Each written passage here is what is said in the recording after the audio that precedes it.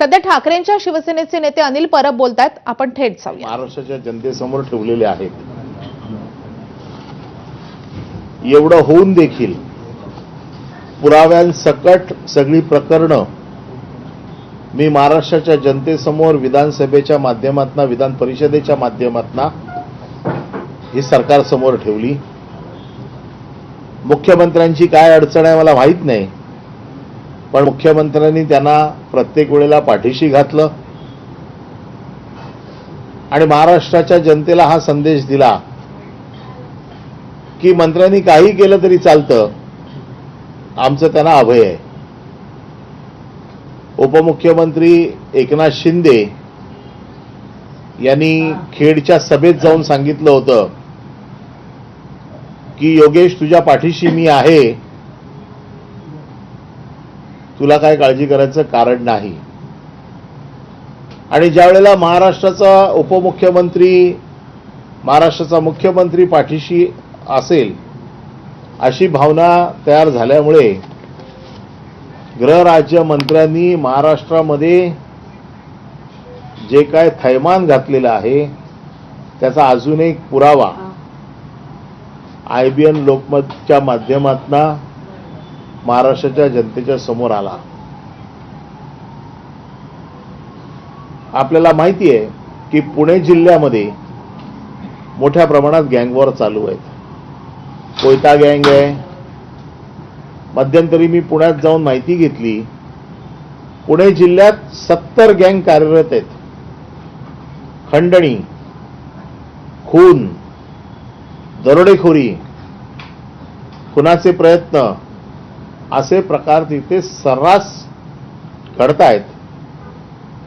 आणि हे करण्यासाठी ज्या गोष्टी लागतात म्हणजे सरकारचं पाठबळ हे त्यांना आयतं मिळतंय। हे सिद्ध झालंय की आपल्याला माहिती आहे, आपण काही दिवसापासून निलेश गायवळ प्रकरण आपल्या माध्यमांच्या चर्चेत आहे। निलेश गायवळ हा कुविख्यात गुंड महाराष्ट्र सरकारच्या हातावर तुरी देऊन देशाबाहेर पळून गेलेला आहे। त्याचे गुंड थैमान घालतायत, रस्त्यावरती उभा राहिलेल्या माणसांना जाब विचारला म्हणून गोळीबार करतायत। अशा निलेश गायवळच्या भाऊला सचिन बन्सीलाल गायवळ याला योगेश कदम यांनी रिव्हॉल्वर किंवा शस्त्र परवाना मंजूर केलेला आहे। हा शस्त्र परवाना मंजूर करताना, कारण शस्त्र परवाना घेण्याची एक पद्धत असते, शस्त्र परवाना अर्ज करावा लागतो, तो अर्ज स्क्रुटिनीला जातो, स्थानिक पोलीस त्याची पूर्ण चौकशी करतात, त्याच्यावर किती गुन्हे आहेत ते बघतात, त्याच्या घरची पार्श्वभूमी बघतात, शस्त्र परवान्याची त्याला गरज आहे का बघतात, त्याच्या जीवाला कोणापासून धोका आहे हे बघतात। आणि जर पोलिसांना वाटलं की याला शस्त्र परवाना देणं गरजेचं आहे तर शस्त्र परवाना दिला जातो। शस्त्र परवाना हा सोपा विषय नाही। शस्त्र परवाना मिळवण्यासाठी ज्याला शस्त्र दिलं जातं त्याची समाजात एक इब्रत असावी लागते, त्याचं समाजात एक स्थान असावं लागतं। हा सचिन बन्सीलाल गायवळ हा निलेश गायवळचा सक्का भाऊ आहे। याच्यावर खून, खुनाचा प्रयत्न, खंडणी असे गुन्हे होते। योगेश कदम यांच्याकडे येण्याच्या पूर्वी ज्या वेळेला पोलिसांनी स्क्रुटिनी केली, त्या पोलिसांच्या स्क्रुटिनीमध्ये पोलिसांनी आपला पूर्ण अहवाल लिहिलेला आहे की हा गुन्हेगारी पार्श्वभूमीचा आहे, याचा भाऊ कुविख्यात गुंड आहे, याच्यावरती पूर्वी गुन्हे दाखल होते, गुन्हे दाखल असताना देखील गुन्हे कोर्टात सुटले कारण ह्यांनी कोर्टात विटनेसच कोणाला येऊ दिला नसेल आणि पुराव्याअभावी यांची सुटका झाली असेल। त्यामुळे पुराव्याअभावी झालेली सुटका म्हणजे गुन्ह्यातना निर्दोष मुक्तता नाही। तरी देखील हे सगळं लिहून पोलिसांनी त्याचा शस्त्र परवाना नाकारला. आणि योगेश कदम यांच्याकडे ज्या वेळेला अपील आलं, ज्या वेळेला अपील येतं, मी देखील मंत्री राहिलेलो आहे, ज्या वेळेला अपील येतं त्यावेळेला अपीलमध्ये पोलिसांची बाजू देखील मांडली जाते, दोन्ही सुनावणी घेतली जाते. ही कॉन्स्टिट्युडिशरी अथॉरिटी आहे. हे अर्धन्यायिक जज आहेत. गृह राज्यमंत्री हा अर्धन्यायिक जज आहे आणि अर्धन्यायिक न्यायालयामध्ये ही सुनावणी होती. सुनावणीमध्ये दोन्ही बाजू मांडल्या जातात आणि पोलिसांनी जी बाजू मांडली त्या पोलिसांनी मांडलेल्या बाजूमध्ये हे सगळं आलेलं आहे की ह्याची पार्श्वभूमी काय, हा कोण आहे. तरी देखील योगेश कदम यांनी त्यांचं जे काही जजमेंट दिलेलं आहे, त्यांचे जे काही आदेश पारित केलेले आहेत, त्याच्यामध्ये हा माणूस किती सज्जन आहे, याला पैशाची ने-आण करण्यासाठी शस्त्र परवान्याची गरज आहे. अरे मोदी साहेबांच्या राज्यामध्ये किती कॅश घेऊन जायला परवानगी आहे? 2 लाखाच्या पुढे कॅश घेऊन जायला परवानगी नाही. 2 लाखाच्या पुढे घेऊन जायची असेल तर बँकेचं सर्टिफिकेट लागतं. आणि ह्यांनी म्हटलेलं आहे लाखो रुपयाची कॅश मला वाहतूक करावी लागते, मला द्यावे लागतात पैसे. ही लाखो रुपयाची कॅश आली कुठून? हे लाखो रुपये कोणाचे आहेत? ते कोणाला दिले जातात? आणि ज्या माणसावरती शस्त्र बाळगल्याचा गुन्हा आहे बेकायदेशीर, ज्या माणसावरती खुनाचा गुन्हा होता, ज्या माणसावरती खंडणीचा गुन्हा होता, जरी तो न्यायालयातनं सुटला असेल तरी त्याची पार्श्वभूमी तर डागाळलेली आहे. आणि अशा डागाळलेल्या माणसाला गृह राज्यमंत्री सुनावणी घेतात आणि शस्त्र परवाना देतात. शस्त्र परवान्यामध्ये त्यांनी असं म्हटलेलं आहे, अपिलार्थी समृद्धी डेव्हलपर या नावाने बांधकामाशी संबंधित फर्म आहे आणि 15 वर्षापासून पुणे आणि अहमदनगर येथे ते बांधकाम काम करतायत. अहमदनगर येथे अपिलार्थी शेती होती. हे millennium national school Karvenagar Pune येथे क्रीडा शिक्षक म्हणून 20 वर्ष कार्यरत होते. मला सांगा, शिक्षकाची कारकीर्द हे डागाळलेली असते. शिक्षकाला कधी शस्त्र परवान्याची गरज लागते? अपिलार्थी यांनी बांधकाम व्यवसायामधील मोठ्या प्रमाणात रोख रकमेची देवाणघेवाण करावी लागते. खरं तिथेच विचारायला पाहिजे होते की रोख रक्कम तुम्ही आणताय कुठून आणि ही कशासाठी द्यावी लागते? बँकेचं सर्टिफिकेट आहे का तुमच्याकडे रोख रक्कम घेऊन जाण्यासाठी? हे सगळं विचारावं लागतं.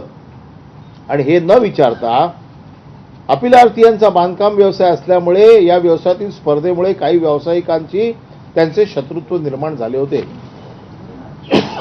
व्यावसायिकांशी शत्रुत्व नाहीये, हे गँग मधलं भांडण आहे. पुण्यात ज्या मोठ्या मोठ्या गँग कार्यरत आहेत, ज्या गँग वॉर पुण्यामध्ये चाललेलं आहे, आपल्याला माहिती आहे की मारणे गँग आहे, गायवळ गँग आहे, मोहोळ गँग आहे, आंदेकर गँग आहे. एवढ्या आणि छोट्या मोठ्या 70 गँग पुण्यात आहेत. आणि जर गँगस्टर असेल, दुसऱ्यांचे जीव घ्यायला ज्याला मजा वाटते, दुसऱ्यांचे हातपाय तोडायला ज्याला मजा वाटते, त्यांना स्वतःच्या जीवाची भीती आहे म्हणून सरकार परमिशन देते. हे सगळं जे काही केलेलं आहे, अपिलार्थी यांच्या पोलीस आयुक्तांच्या कार्यक्षेत्रात 3 गुन्हे दाखल झाले होते. सदरचे गुन्हे 2010-15 मधील आहेत. अपिलार्थी यांनी उपरोक्त गुन्ह्यातून दोषमुक्त केले असून न्यायालयाचे आदेश त्यांनी सादर केलेले आहेत. हे जरी दिलेले असले तरी त्याची पार्श्वभूमी ही पोलिसांनी सांगितलेली आहे ना तुम्हाला. ती रेकॉर्डर घेतली नाही का तुम्ही? ती रेकॉर्डर घ्यायला पाहिजे. त्याची जर पार्श्वभूमी तुम्ही सांगितलेली आहे, पोलिसांनी दिलेली आहे, पोलिसांनी ही ऑर्डर रिजेक्ट करताना पूर्ण रिझन सकट ऑर्डर रिजेक्ट केलेली आहे. म्हणजे पोलीस जीवाच्या आकांताने प्रामाणिकपणे अशा लोकांना शस्त्र मिळू नये म्हणून प्रयत्न करतायत. आणि हे राज्यकर्ते आता ह्यांचा उपयोग अशा प्रकारची फेवर करून आमच्यासारख्यांचा आवाज उचलणाऱ्यांचा जीव घेण्यासाठी घेतला तर? कारण यांच्यावर केलेली मेहरबानी आहे. ही मेहरबानी 2च गोष्टींसाठी होऊ शकते. एक तर पैशासाठी होऊ शकते, किंवा आम्ही तुम्हाला मदत करतोय, आम्ही ज्या सुपाऱ्या देऊ त्या तुम्ही फोडा, असं देखील होऊ शकतं. आणि म्हणून योगेश कदम यांनी पुणे आयुक्तांनी जे काय आपलं कर्तव्य चोख बजावलं होतं त्या पोलिसांचं नीतिधैर्य खच्ची करण्याचं काम केलेलं आहे. आणि हे नीतिधैर्य खच्च करण्याचं काम जे केलेलं आहे त्यांनी त्यांचे आदेश रद्दबातल ठरवलेले आहेत. आणि रद्दबातल ठरवताना त्यांनी या सगळ्या गोष्टी त्याच्यामध्ये लिहिलेल्या आहेत की का रद्दबातल करतोय. रद्दबातल करताना हे असं म्हटलेलं नाहीये की त्यांचा गँगशी संबंध नाहीये, ते निलेश गायवळचे भाऊ नाही आहेत. या सगळ्या गोष्टी त्यांनी केलेल्या आहेत. म्हणजे रेकॉर्डवरची कुठलीही गोष्ट त्यांनी खोडून काढलेली नाही.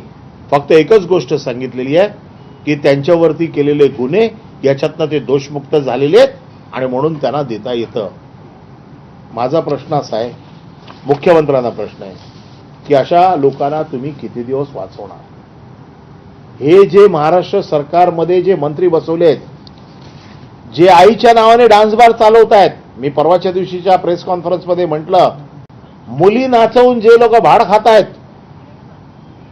दलालीचे पैसे खात आहेत आणि गँगस्टर लोकांना पोषण्याचं काम करतायत, अधिकृत शस्त्र परवाना या गँगस्टरच्या हातामध्ये देण्याचं काम हे सरकार करतंय.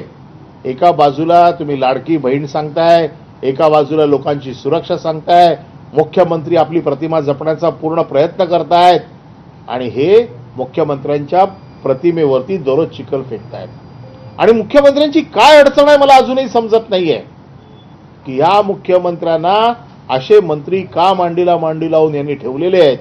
कुठली अडचण त्यांच्या समोर आहे मला माहित नाही.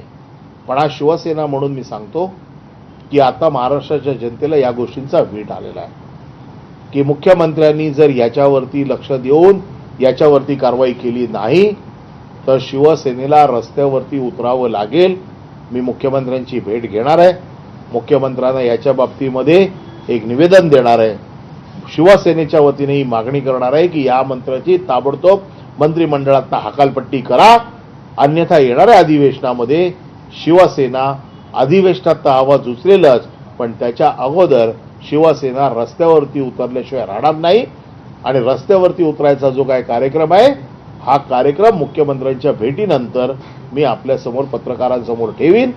परंतु आता योगेश कदम यांना मंत्रिमंडळातनं हकालपट्टी केल्याशिवाय शिवसेना गप्प बसणार नाही, हे आज आपल्या माध्यमातनं मी जनतेला सांगू इच्छितोय.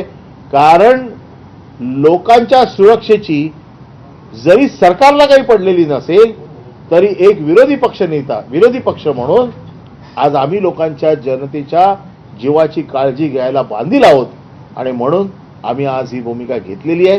ही भूमिका शिवसेना पक्षाची आहे आणि ती भूमिका आपल्याला कळावी म्हणून आज आपल्याला इथे मी बोलवलेलं आहे. यासोबत आणखी आरोप केला जातो, खास करून रोहित पवारांनी आरोप केले गेले आहेत की राम शिंदे यांचा दबाव होता, त्यामुळे कदाचित शस्त्र परवाना दिला गेला का, अशा प्रकारचे एक वेगळं वळण लावण्याचा प्रयत्न केला गेला. त्यांच्या निकट कोणाचाही दबाव असेल, त्यांच्या निकटवर्ती असं ते म्हणतात. माझा साधा प्रश्न आहे, कोणाचाही दबाव असेल, मी मंत्री आहे, मी अर्धन्यायिक जज आहे, एखादी जजमेंट लिहिताना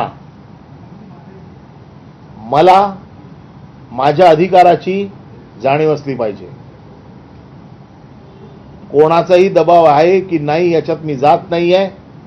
माझं मत असं आहे की योगेश कदम यांची सही आहे, योगेश कदम यांनी आदेश पारित केलेला आहे, योगेश कदमच याला जबाबदार आहे. योगेश कदम यांनी कालच ट्विट केलं, त्यांचं असं म्हणणं आहे की हे जे सगळे आरोप आहेत ते दिशाभूल करणारे आहेत, योग्य ती अहवाल आला त्यानुसार आणि त्यांचे जे गुन्हे आहेत ते प्रलंबित नव्हते म्हणून मी हे जे आहे ते केलं.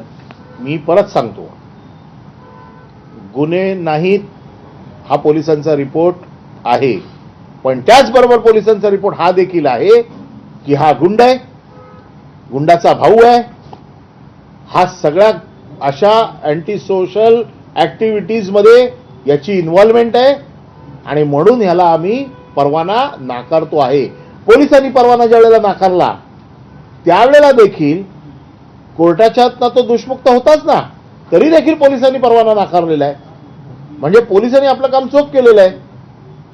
जर पोलिसांनी जर काम चोख केलेलं आहे तर तेच ग्राउंड ज्या ग्राउंडवरती पोलिसांनी नाकारला त्या ग्राउंडवरती यांनी खरं द्यायला नाही पाहिजे होता. कारण ज्यावेळेला पोलिसांनी नाकारला याचा अर्ज त्यावेळेला देखील ते त्या दोन्ही केसमधनं दोषमुक्त होते. आणि म्हणून मी यांच्या डान्सबारची केस असेल, यांच्या वाळू चोरीची प्रकरण असेल आणि आता हे प्रकरण मी लोकायुक्तांच्या समोर देखील घेऊन जात आहे. लोकायुक्तांच्या समोर देखील मी अर्ज दाखल करतोय. त्याचबरोबर मी कोर्टात देखील जाणार आहे. परंतु पहिली संधी मी मुख्यमंत्र्यांना देणार आहे की मुख्यमंत्र्यांनी आपली चूक दुरुस्त करावी, अन्यथा मला कोर्टाशिवाय दुसरा पर्याय राहणार नाही. अशा प्रकारे पोस्ट करून त्यांनी पळवाट काढली का आपली, म्हणजे एकंदरीत पळवाट सोडता येतात ते त्यांची पळवाट लंगडी पळवाट आहे. पोलिसांनी त्याला दोषमुक्त केलेला असताना देखील पोलिसांनी त्याचा अर्ज नाकारला. जे कारण ते सांगतायत की दोषमुक्त केलेले आहे, उद्या निलेश गायवळचे सगळे गुन्हे जर सुटले तर तुम्ही देणार निलेश गायवळला परवानगा?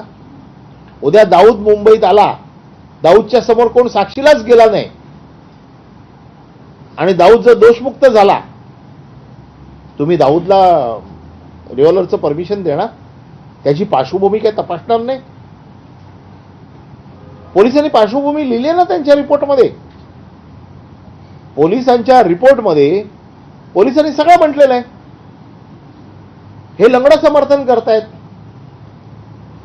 की दोषमुक्त आहे म्हणून आम्ही दिला. अरे पण तो गुंड आहे, वेल नोन गुंड आहे, वेल नोन गुंडाचा भाऊ आहे. आता त्याचा भाऊ देशातनं पळून गेलेला आहे. सरकारचं नाक कापलेलं आहे की खोट्या पासपोर्टच्या आधारावरती आता त्याचे आका कोण आहेत ते पण येतील बाहेर. परंतु हा तर किमान सापडलेला आहे, पेपरवरती सापडलेला आहे. त्यामुळे ह्याची सुटका नाही. हे कारण लंगडं समर्थन आहे. ज्या कारणास्तव पोलिसांनी नाकारलं त्यावेळेला देखील कोर्टातनं तो दोषमुक्त झाला होता, तरी देखील पोलिसांनी नाकारला. पोलीस काय मूर्ख आहेत का नाकारायला? म्हणजे पोलिसांचं मनोधैर्य तुम्ही खच्ची करताय की पोलीस नाकारतायत आणि तुम्ही मंत्रालयात बसून देतायत. आता तर मी सगळी राईट ऑफ इन्फॉर्मेशन मध्ये माहिती घेणार आहे की योगेश कदम यांनी किती परवाने दिले, याच्या टिंटेड परवाने किती आहेत. सर, एकीकडे योगेश कदम आहेत आणि रामदास कदम यांनी जे आरोप तुमच्यावरती केले होते त्या विरोधात तुम्ही कोर्टात जाणार होता, त्याबद्दल माहिती. मी ऑलरेडी नोटीस तयार होते माझी. 1-2 दिवसात त्यांना नोटीस सर्व होईल. माफी मागावी लागेल त्यांना, अन्यथा माफी नाही मागितली तर त्याचा दावा मी दाखल करणार. त्याचे पेपर्स तयार होतात. परमसाहेब, गृहराज्यमंत्री यांना शस्त्र परवान्याच्या संदर्भात सुनावणीचा अधिकार आहे. शहरी भागामुळे योगेश कदम यांच्याकडे आले. या सगळ्या आधीच्या प्रकरणात सुद्धा म्हणजे गृहराज्यमंत्री ज्यावेळेस लायसन्सेस देतात, परवानगी शस्त्र परवान्याचे देतात, त्यावेळेस 2 प्रकारच्या गोष्टी समोर येतात. एकतर कागदपत्र चुकीचं सादरीकरण करून काही वेगळ्या पद्धतीने केलं का, की अर्थपूर्ण व्यवहार झाले, की अजून काही दबाव आहे. त्यात तुम्ही स्वतः घेतलेली काही माहिती आहे का तुमच्याकडे की कशामुळे कदम यांनी अशा स्वरूपाची भूमिका घेतली? कारण की काल तर त्यांचे जे दावे दिसतात ते म्हणतात माझ्याकडे जे डॉक्युमेंट समोर दाखवले गेले त्या आधारावर मी दिले. एकदा जज म्हणून तुम्ही त्या खुर्चीत बसलात, कुठलेही आदेश पारित करताना तुम्ही तो योगेश कदम मूर्ख आहे म्हणून आदेश नाही करत आहे, तो अर्धन्यायिक जज म्हणून आदेश पारित करतोय. सुनावणीचा अधिकार, सुनावणी घेण्याचा अधिकार हा अर्धन्यायिक जजला असतो. त्याला कॉन्स्टिट्युशनरी अथॉरिटी म्हणतात. योगेश कदमला कोण विचारत नाही हो, त्याला काय समजतंय. पण तो ज्या खुर्चीत बसलाय त्या खुर्चीचा अपमान करतोय. त्या खुर्चीमध्ये ज्यावेळेला तुम्ही एखादी पोलिसांनी का नाकारलंय याची कारणं तर तपासणार ना, पोलिसांची बाजू तर ऐकली असेल ना. आणि ज्यावेळेला पोलिसांनी आपली बाजू सांगितली असेल की हा गुंड आहे, हा गुंडाचा भाऊ आहे, याचा भाऊ वेल नोन क्रिमिनल आहे, पुण्यामध्ये यांची दहशत आहे, यांच्यावरती खून केल्याचे, खूनचा प्रयत्न केल्याचे, खंडणीचे गुन्हे होते, हे काय चापटी मारल्याचे गुन्हे नव्हते. आणि असे गुन्हे ज्यावेळेला, आता आमच्यावर पण गुन्हे असतात परंतु ते सामाजिक कार्याचे गुन्हे असतात, आंदोलनातले गुन्हे असले असते, बाकी कुठल्या चळवळीतले गुन्हे असले असते आणि जर त्याला जर परवानगी दिला असतं तर आम्ही पण समजू शकलो असतो. परंतु खुनाचा प्रयत्न, खंडणी अशा गंभीर गुन्ह्यामध्ये जे लोक सापडलेले आहेत केवळ ते दोषमुक्त झालेत आणि पोलिसांची कुठली बाजू न ऐकता मग आपण जे म्हणता ते बरोबर आहे. एक तर अर्थपूर्ण व्यवहार असेल किंवा मी तुला आज परवाना देतो, भविष्यामध्ये माझ्यासाठी तुला काहीतरी काम करावं लागेल. परब साहेब, तुम्ही आता जे आरोप केले त्याच्यानंतर सोशल मीडियावरती काही व्हिडिओज आणि फोटोज व्हायरल केले जात आहेत. तुमच्या पक्षाचे काही पदाधिकारी, युवा सेनेचे किंवा इतर त्यांच्याबरोबर सुद्धा निलेश गायकवाड यांचं उठणं बसणं आहे, त्यांच्या कार्यक्रमाला ते येतात. उदाहरणार्थ इम्रान शेख नावाचे एक तुमचे कार्यकर्ते आहेत घाटकोपरमध्ये, त्यांच्या एका कार्यक्रमामध्ये निलेश गायकवाड यांची उपस्थिती दाखवण्यात येते. माझं प्रश्न साधा आहे, सोपा आहे. फोटो असणं याला मी फार महत्त्व देतच नाही, कारण आजकाल तुम्हाला माहिती आहे कोणाचाही कोणी फोटो काढू शकतो. आम्ही रस्त्यात जाताना 25 लोक आमच्याबरोबर फोटो काढतात. आमच्या कार्यक्रमात कोण येतो आम्हाला माहीत नसतो. महत्त्वाचं काय, माझे त्याच्याबरोबर काय संबंध आहेत.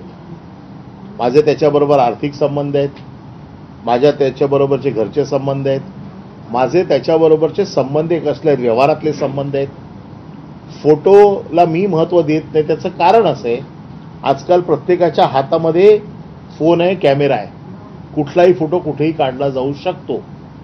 मी त्याच्यामध्ये जास्त जातच नाही, कारण त्याचं कारण असं आहे, फोटो आमच्या कार्यकर्त्या माझ्याबरोबर काही उद्या जर कोणाचा क्रिमिनल, आता तुमच्यामध्येच कोणतरी गँगस्टर आला आणि माझ्याकडनं काढला फोटो, मला काय माहिती कोण आहे तो, त्याचे संबंध काय आहेत, व्यवहार आहे का, कुठल्या गुन्ह्यामध्ये एकत्र होते का. आता निलेश गायकवाड आणखीन सचिन गायकवाड हे एका खुनाच्या केसमध्ये एकत्र होते. हे दोन भाऊ एकत्र एका गुन्ह्यात होते, ज्या गुन्ह्यामध्ये दोषमुक्त झाले. मग असे गुन्हे ज्यांच्या जीवावरती आहेत, ज्यांच्या नावावरती आहेत, अशा लोकांना तुम्ही प्रोटेक्ट करताय, अशा लोकांना तुम्ही लायसन देताय. आता तुमची सुटका होऊ शकत नाही. याच प्रकरणामध्ये जरी आता तुम्ही सांगितलं की शस्त्र परवाना कशा प्रकारे दिला गेलेला आहे, अजून देखील त्याच्याकडे शस्त्र असणार आहे, कारण परवाना दिलेलं ते शस्त्र आहे. आता हे शस्त्र परवाना जो आहे तो रद्द करणे गृह मंत्रालयाने केलं पाहिजे का, अशी मागणी करणार आहात का? नाही, मी तर ह्यांचाच राजीनामा मागतोय आणि ह्यांनी किती शस्त्र अजून दिलेली आहेत याची माहिती मी आज मागतोय, की अशा प्रकारचे किती शस्त्र परवाने यांनी अर्थपूर्ण व्यवहारात किंवा अशा कुठल्या गुंडांना दिलेले आहेत त्याची माहिती आता आम्ही घेतोय. कारण जर जजच्या खुर्चीत बसून हे जर असे धंदे करत असतील, आणि काय मुख्यमंत्र्यांचं कौतुक आहे हो, सगळी अर्धन्यायिक जज जिथे सुनावणी घेण्याचा अधिकार आहे, मग तो महसूलला आहे आणि गृहराज्य मंत्रालय, अशी दोन्ही खाती या दिवट्यांना दिलेली आहेत, जे बसून तिकडे दररोज आपले प्रताप दाखवत आहेत.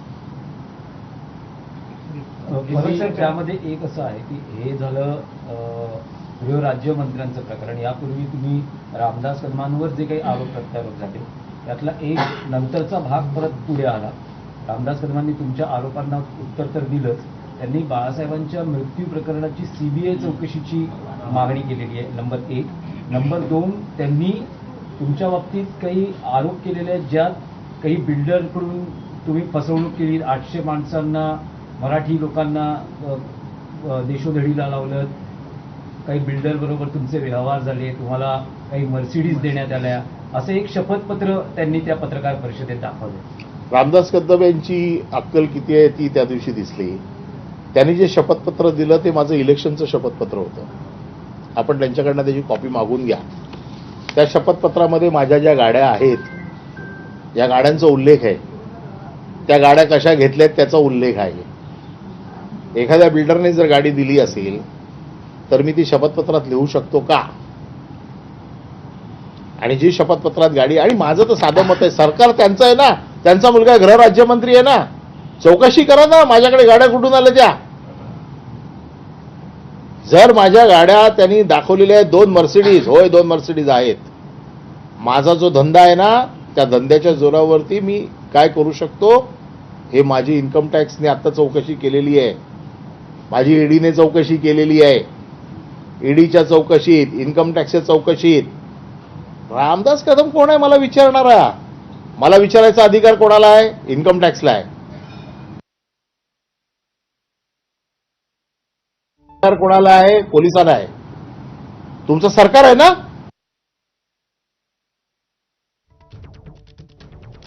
तर अनिल परब करा. यांनी तुमचं- योगेश कदम यांच्यावर निशाणा साधलेला आहे आणि त्यांच्यावर काही गंभीर स्वरूपाचे आरोप केलेत. त्याची चौकशी मागताय. अरे रडताय कशाला? मागा ना. बाळासाहेबांच्या मृत्यूची साधं तुम्ही आत्ता यांचं काय चाललंय ते मी तुम्हाला सांगतो. बाळासाहेबांना देखील हे विलन बनवायला लागलेत.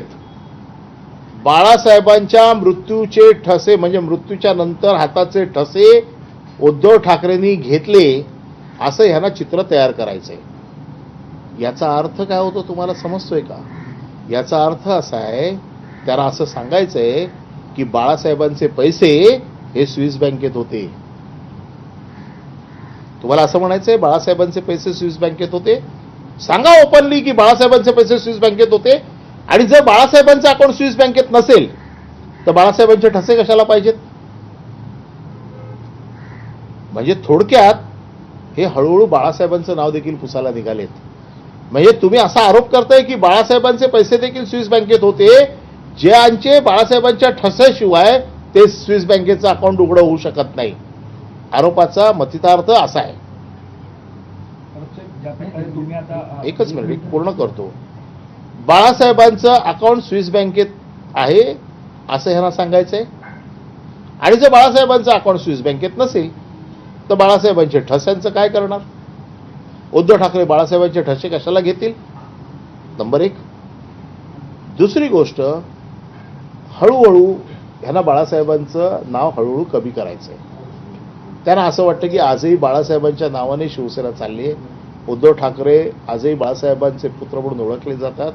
बाळासाहेबांना हळूहळू डॅमेज करायचं काम चाललेलं आहे. आजही माझं म्हणणं असं आहे, सीबीआयची चौकशी त्यांनी मागावी, सीबीआयची चौकशी व्हावी. मागू देत ना त्यांनी सीबीआयची चौकशी. आता माझ्यावरचे आरोप केलेले आहेत, इलेक्शन ॲफिडेव्हिट वाचले त्यांनी, माझ्यावरचे आरोप त्यांनी कुठेही सिद्ध करावे. त्यांचं सरकार आहे. अरे त्यांचा मुलगा होम मिनिस्टर आहे. रडताय कसले? मी ते जे म्हणतायत मी जी घरं खाली केली तिकडे जाऊन विचारा लोकांना. मी तिकडे कधी गेलो, मला कोण तिथे ओळखतं, तिथे घरं किती आहेत? 8,000 घरं म्हणे 8,000 लोकांना बेघर केलं. अहो तिकडे 8,000ची वस्ती तरी आहे का? कोण तिथे जाऊन त्यांना सांगते? मला सगळं माहिती आहे. पण त्याच्या बाबतीत मी कशाला बोलू? ज्या गोष्टीशी माझा संबंध नाही त्या गोष्टींची संबंध आहे ते लोक बोलतील तिकडे. नाही, पण त्यात रामदास कदम असं म्हणतात की मी थेट उद्धव ठाकरेंवर आरोप करतो आहे. उद्धव ठाकरेंनी माझ्या आरोपांचं उत्तर द्यावं. उद्धव ठाकरे बघा, एक आरोप लक्षात आहे. ठेवा, उद्धव ठाकरेंनी त्या दिवशी सांगितलं मी अशा फालतू लोकांना मोजतच नाही. मी बाळासाहेबांच्या प्रकरणात पुढे आलो त्याचं कारण असं आहे, मी त्या सर्व गोष्टींशी संबंधित होतो. मी विभाग प्रमुख होतो. बाळासाहेबांच्या अंतिम समयी पूर्ण ही व्यवस्था सांभाळण्याची जबाबदारी माझ्याकडे होती. नंबर एक. बाळासाहेबांच्या मृत्यूपत्राचा मी एक्झिक्युटर आहे. बाळासाहेबांच्या मृत्यूपत्राचा मी ट्रस्टी आहे. त्याच्यामुळे मी हा अधिकृत माणूस होतो ह्याचं उत्तर देण्यासाठी. उद्धव ठाकरे तर ह्यांना उत्तर देऊ इच्छित पण नाही आणि तेवढी त्यांची लायकी पण नाही. मी याचं उत्तर दिलं त्याचं कारण हे होतं. आणि मी त्या दिवशी काय म्हटलं की जशी तुमची नार्कोटिक्सची मागणी आहे तशी माझी पण मागणी आहे की तुमच्या पत्नीला जाळलं की ती जळाली का काय झालं याची चौकशी व्हावी. काय चुकीचं आहे? जर रामदास कदम एखाद्या गोष्टीची मागणी करू शकतात तर अनिल परब आज आमदार आहे, मागणी करू शकतो. मला अधिकार आहे तो मागणी करायचा आणि ती मागणी मी केलेली आहे. आणि म्हणून माझं स्पष्ट म्हणणं असं आहे, रामदास कदम यांची देखील मागणी मान्य करा, माझी मागणी देखील मान्य करा. मी मुख्यमंत्र्यांना सांगतोय की तुम्ही दोन्ही मागण्या मान्य करा म्हणून. नाही, पण त्यांच्या पत्नीच्या बाबतीत जो तुम्ही दावा किंवा संशय म्हणजे एकूण जी काही घटना घडली, त्यांची पत्नी त्या दिवशी पत्रकार परिषदेत त्या होत्या. ज्योती कदम यांनी सांगितलं तो झालेला अपघात होता. मला तर आणि या त्यांच्या सगळ्या आरोप आणि या सगळ्या संशयामध्ये कदाचित तुमच्यावरही कायदेशीर कारवाईचे त्यांनी माझी संकेत दिले. अपेक्षा आहे की माझ्यावर कायदेशीर कारवाई कराच. या घटनेचे प्रत्यक्ष साक्षीदार, या घटनेमध्ये जे जे लोक होते त्या पत्नी किती दबावाखाली असेल त्या दिवशी, तिच्यावरती किती दबाव लावला असेल याचा मला अंदाज आहे. मनात असेल नसेल तरी बोलायला लावलं असेल. पण ह्या घटनेचे प्रत्यक्ष साक्षीदार माझ्यावरती कारवाई करा. मी प्रत्यक्ष साक्षीदार सगळे उभे करतो. मी देखील कुठली गोष्ट हवेत बोलत नाही. रामदास कदम यांनी माझ्यावर कोर्टामध्ये जावं माझ्या विरोधात. मला कोर्टात जे जे लोक उभे करायचे ते मी कोर्टात उभे करीन. सर हिंदी में बताइए ना, सर ज्या प्रकारे आता तुम्ही म्हणालात की जेवढे आरोपी जेवढं सिद्ध करायचं तेवढं सगळं सिद्ध करेल, पण ज्या प्रकारे ज्योती कदम असतील आणि बाळासाहेबांच्या पार्थिवाचा मुद्दा असेल किंवा पारचा मुद्दा असेल, या सगळ्यावरून तुमच्यात आणि रामदास कदम यांच्यामध्ये पर्सनल वॉर सुद्धा होताना पाहिलं, म्हणजे पर्सनल टीका सुद्धा होते, राजकीय टीका नंतर त्याबाबत काय सर? मी कुठली पर्सनल टीका केलेली नाही. त्यांच्या मुलाने मंत्री म्हणून वाळू चोरली ही पर्सनल टीका आहे. गृहराज्यमंत्र्याच्या आईच्या नावाने डान्स बार चालतो. डान्स बारमध्ये मुली नाचवल्या जातात. ज्या डान्स बारवरती 3दा रेड होते, पोलीस त्याचं रेकॉर्डिंग करतात, त्याचे पंचनामे आहेत, त्याचा FIR ची कॉपी आहे. हे पर्सनल आहे. त्यांच्या पत्नीच्या जळीत प्रकरणात जाळली का जळाली याची चौकशी व्हावी.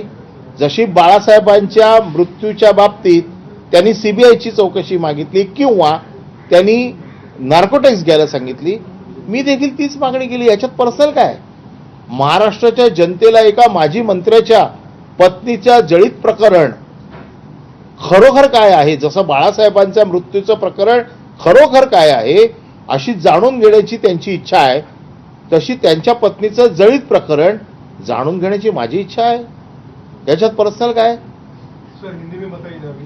तर त्यामुळे माझी अशी अपेक्षा आहे की त्यांनी माझ्या विरोधात कोर्टात जावं. जसं मी त्यांच्या विरोधात कोर्टात जातोय तसं त्यांनी माझ्या विरोधात कोर्टात जावं आणि कोर्टाच्या समोर काय ते दावे पुरावे जे काही द्यायचे ते कोर्टाच्या समोर देऊ. बाजूला बसून पत्नीला किती दम दिला असेल मला माहित नाही, पण बाजूला बसून एखादी गोष्ट सांगितली म्हणजे ती सिद्ध होते, ती कोर्टाच्या समोर सिद्ध करावी लागेल. आणि म्हणून माझ्यावर त्यांनी खुशाल मानहानीचा दावा दाखल करावा. मी वाटच बघतोय. आणि मी तर तुम्हाला सांगितलं की योगेश कदम यांच्या सगळ्या दुष्कृत्याचा, मंत्री म्हणून केलेल्या सगळ्या गैरकारभाराचा मी आता कोर्टात जाऊन फैसला करीन. मुख्यमंत्र्यांना मी अजूनही सांगतो, वेळीच याच्यावर कारवाई करा, अन्यथा कोर्टाचे ताशेरे आल्याच्या नंतर तुम्ही जो कारवाई करायला जाल तुमची प्रतिमा खराब होईल. योगेश कदम यांनी आताच एक खुलासा केला. योगेश कदम यांनी आताच एक खुलासा केलेला आहे. त्यामध्ये ते म्हणतात की पोलीस विभागाच्या अहवालानुसार शस्त्र परवाना दिलेला आहे. शिक्षक व व्यावसायिक सचिन घायवर यांनी माझ्याकडे केलेला शस्त्र परवाना अपील प्रकरणात पोलीस विभागाकडून आलेल्या अहवालानुसार सुनावणीच्या दिवसापर्यंत त्यांच्या विरोधात कोणताही गुन्हा प्रलंबित नव्हता, त्यामुळे त्यांना शस्त्र परवाना देण्यात आला आहे असं स्पष्टीकरण त्यांनी. हे कालच दिलंय त्यांनी, हे कालच दिलंय. आमचं म्हणणं असं आहे, मग पोलिसांनी का नाकारला? पोलिसांनी नाकारण्याची कारणं काय? आणि पोलिसांनी नाकारण्याची कारणं स्पष्ट त्याच्यात लिहिलेली आहेत.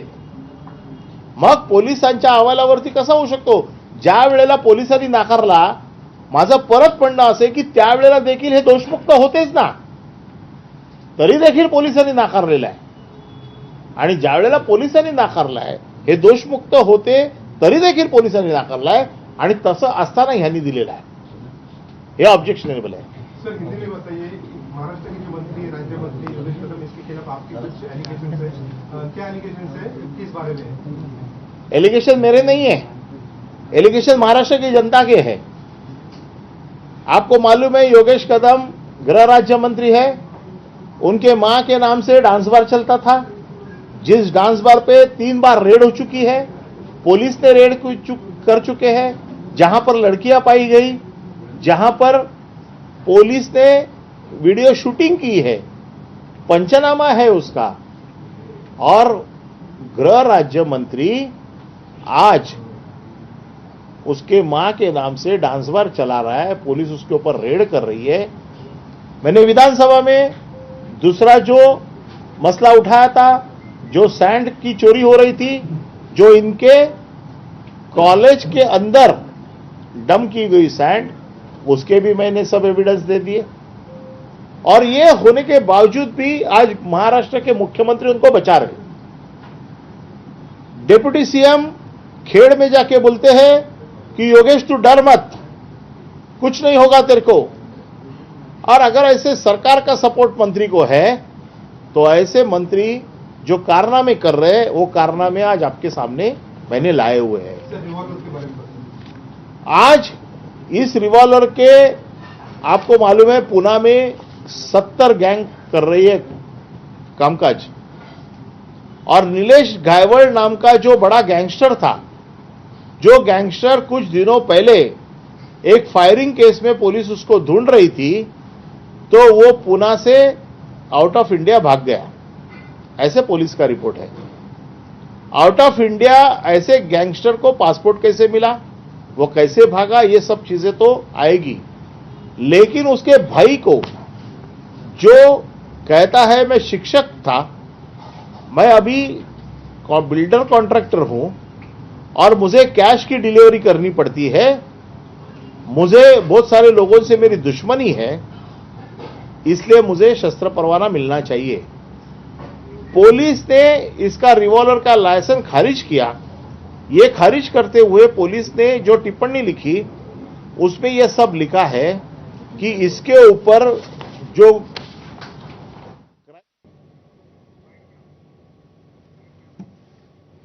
तर आता अनिल परब यांनी योगेश कदम यांच्यावर कारवाईची मागणी केलेली आहे। या सगळ्या प्रेस कॉन्फरन्स